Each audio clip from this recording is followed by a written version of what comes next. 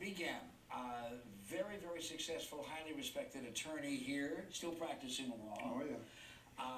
Did you ever have a cryonics case presented to you either in your law office or in a courtroom? Did this touch your life in any way directly? Only the Ted Williams case. I mean, I was called by a lawyer back east about the Ted Williams case before it was a case, when he had been transported to Scottsdale to be frozen at Alcor. And they anticipated there'd be some litigation in Arizona and asked me if I would be willing to get involved. And I said sure, and did, but there was never anything to do. But in the course of the involvement, I visited Alcor a couple of times, and that's where I got the idea for the book, as a matter of fact. All right, the story that's going around now, you must have some feelings at least, because we're not just talking about a baseball icon, we're talking about a World War II hero, and we're talking about somebody that I would like to just remember as the last guy that hit 400. But instead, we have this ghastly picture that is painted for us of somebody whose head is frozen. Why the head? Why was it decapitated? That's standard now. It's called a neurosuspension, and the patient, so to speak, or the member, is given a choice before he dies of whether he wants a full body suspension or a neurosuspension. Most people opt for the neurosuspension when they're told that the chances of success are better and it's less expensive than the full body suspension. So then is... All you're interested in preserving is the brain. Is the theory, though, that you are going to reanimate the brain and the head and attach it to another body? Yeah, when they're able to reanimate, the science reaches the point where we can reanimate.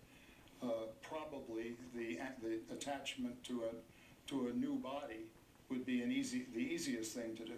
See, as a non-scientist, it would seem to me that if you're talking about reanimation at some time in the future when they can take care of a broken organ, a dysfunctional heart or a liver, that would be easier to do than to attach a head to a body. But then again, well, you know, in your case, obviously you'd want to bring your beautiful body back. But most people who are in their 70s or 80s or 90s are not terribly interested in bringing back that old body. If they're going to have another life, they'd like to have it with their brain, with all their memories and senses and experience and personality, but on a nice, new, younger body. You can understand why Bob has been so convincing in a court of law with that particular pursuit of logic. Tell me about the people that are in here. Well, the hero is a trial lawyer. The heroine is, if she is a heroine, is the accused. She's an attractive 34-year-old medical director of a cryonics institute. Here, unlike in the valley, here right? In North Scottsdale, okay. Yeah. And unlike Alcor, this is a world-class resort. It has 18-hole golf courses and Rolls Royces to pick people up at the airport.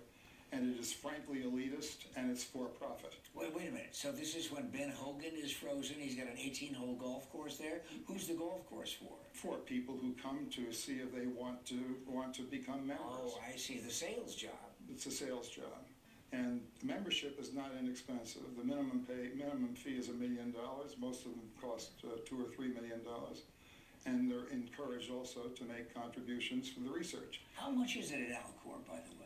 $100,000 for a full body suspension, and I think 100 or 200 maybe, 50,000 for a neurosuspension for just the head.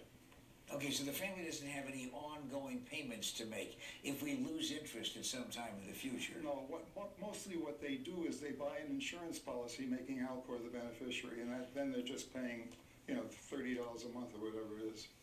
After doing the research for this, do you believe that there is some possibility? I was just watching the Discovery Channel last night, and there was a feature on suspended animation. This is a kind of form of that anyway. We're talking about suspended animation, successfully done with animals, successfully done with the inclusion of gas in the system, and that, of course, would be a realistic way to expand the human condition through these vast areas of space where we couldn't possibly live over one reasonable trip. But suspended animation would allow the people to do that, to reanimate themselves. Do you believe in that? Well, I don't have much of an opinion on that. I do believe that during the last decade or two, there have been such advances in what is called nanotechnology. A nano is 1/1000th of, so a nanometer is 1/1000th of a meter. And science is now dealing at that level routinely. And if we can get to the point where we can actually manipulate atoms, then there's no question that we can reanimate human bodies that have been frozen. It's a fascinating plot line, and it's rich in the information that we've been talking about, and supposition, and fact and fiction, courtroom drama, in a long life. The book is available through Amazon.com and discriminating bookstores everywhere. And if I'm reanimated, I think the first question after several thousand years would be, are there still attorneys? I'll be back in just a moment.